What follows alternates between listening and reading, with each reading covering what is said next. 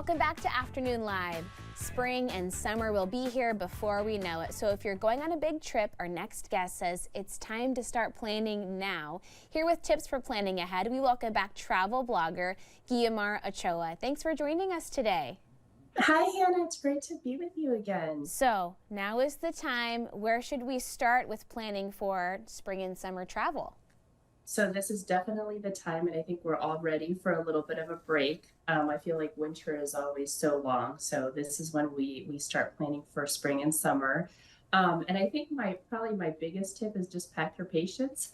I think a lot of families are traveling with grandparents or other families, and so it's really you want to enjoy yourselves. You want to be patient with each other and just plan ahead and try to figure out where you want to go and what your budget is. And then from there, just really get ready to go and have a good time. You have to be realistic depending on the group you're traveling with, especially it is much more common now to have kind of a multi-generational grandparents and grandkids. There's naps. We're going to make it all happen as best we can. Exactly. And really don't pack too much into the day so that you can allow for that, right? Allow for naps, allow for, tantrums or anybody who might need to rest and really try to do your own thing. So maybe you can have one group doing one thing while another group is doing something else. So you want to do the bulk of your planning ahead of time, but are there some things last minute that you can seek out and maybe grab a deal? Oh, I'm a big last minute person. I always say I never planned for Disney or anything like that. We always did it very last minute. Track on like Google Flights and stuff. Like there's so many deals, literally, I mean, a week before, a weekend before. So if you're that kind of person, there's a lot to be had. And I know that some people are super planners and they want to know 2 years ahead of time where they're going 3 years later. So it's really up to you and your personality. Yeah, there's beauty in doing it both ways. You have some Exactly. Stories to share about places that you've been recently. Let's start with Maui, which is a great direct flight for us here in Portland. I was going to say, so you're lucky because you're close to, well, relatively close to Maui, but you do have nonstop flights, which is great. And, we all know that the wildfires spread throughout Maui and really destroyed Lahaina, which is their historic, beautiful city. But they do want more people to come, and tourism is picking up. So my family went to Wailea, which is more on like sort of the southern end of the island. It's very luxurious. It's super family friendly.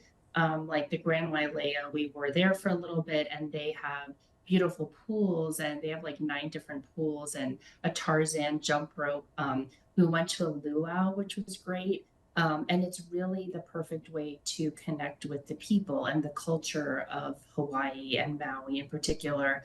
The food is delicious. So really, you want to take advantage of the culture and really spend some time there.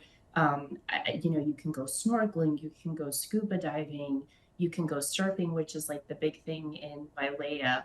The beaches are pristine and beautiful. And like for us, we hadn't been to the Pacific coast. So the beaches on the Pacific were fantastic. If you want more, like, we also spent a little bit of time in the Fairmont Keilani, which has villas. So if you're with bigger families, maybe multi-generational and you want something bigger, they have villas, which are nice. And there was an opportunity to actually plant trees in Maui as well? Yes. So we actually went to a conservation area where we planted koa trees. So this was before the fires, but luckily they weren't touched, but they had these sprawling sort of eucalyptus trees that were sort of taking over the island. And so they started planting koa trees, and we were able to be a part of that, which is fantastic. And that part of Maui was much colder. So it was really nice to experience the landscape because you have volcanoes and mountains, and then you also have the beach. So it's such a beautiful island. And like I said, Wailea, you can go there, you can go golfing, you can go to the beach, super family friendly, lots of shopping. So there's a little bit of something for everybody. It's such a wonderful place. Hey, we have just a couple of seconds left. Tell us about some of the things that you loved in Miami. Miami, I would just say I don't think that it's known for being family friendly, but there's a lot to do there. I like to stay in Hollywood, which is about half an hour outside of Miami, but you can go to Wynwood and look at the murals there. Hollywood has some great resorts that are on the beach.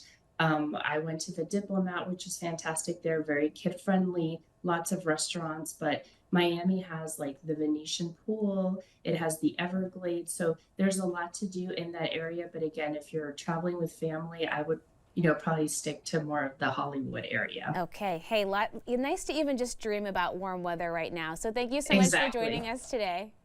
Thanks, Hannah. We'll have these tips and more information about Guiomar on our website at katu.com. We'll be right back with more Afternoon Live right after this.